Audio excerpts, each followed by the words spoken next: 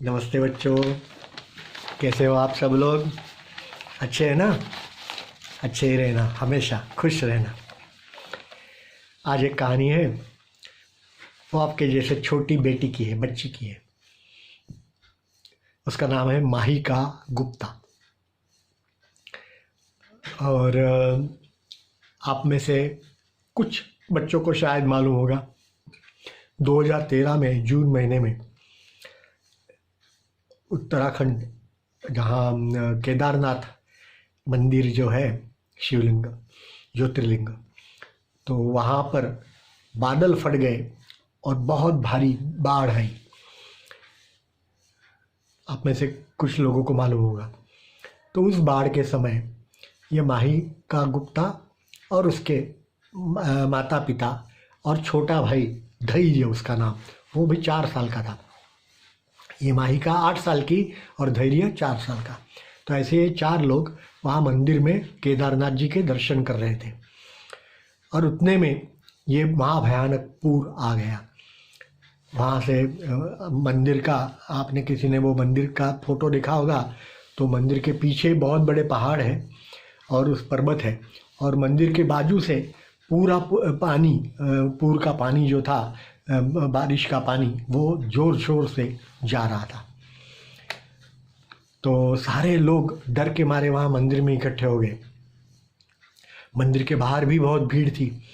अब ये भी ऐसे बाहर ही थे, अंदर पहुँचे नहीं थे और बाहर ही थे। तो उतने में बहुत ज़ोर से वो बारिश की वजह से पानी जो आ रहा था, उसके अंदर कैसे मालूम नहीं, इसका जो भाई था धैर्य, वो उसका हाथ छूट गया और वो पानी के अंदर गया। पानी के अंदर गया तो वहाँ पे ना बहुत सारे स्टोन्स हैं, बड़े बड़े पत्थर हैं। तो किसी के पत्थर के वहाँ जा करके टकरा करके रुक गया, लेकिन वो पानी के अंदर था। बहुत बारिश, पानी ज़ोर से आ रहा है, उसने ज़ोर ज़ोर से चिल्लाने लगा। तो उसकी चिल्लाहट जो है वो इनको किसी को सुनाई दी। तो माहिका ने भी सुनी, उसको लगा कि ये मेरे भाई की आवाज़ है। तो इधर उधर देखा, वो देखा नहीं कहीं। तो इतने में दूर से वो आवाज़ आ रही थी, तो उसने देखा, वो दो लपक करके दौड़ी वहाँ पर।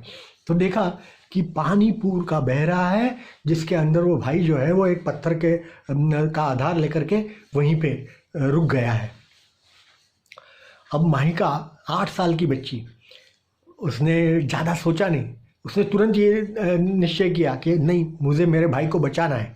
अब उसको खुद को तो पानी में तैरना आता भी नहीं था, और इतनी बड़ी बारिश में और पर्वत से जो पानी आता है उसमें तो तैरने का सवाल ही नहीं है, वो पानी के बहाव के साथ सब कुछ बहा के ले जाता है। तो ऐसे बहाव में भी वो लड़की, 8 साल की लड़की, पानी में वहाँ से कूद पड़ी और जैसे तैसे करके और उसके पास पहुँची, उसको पकड़ लिया।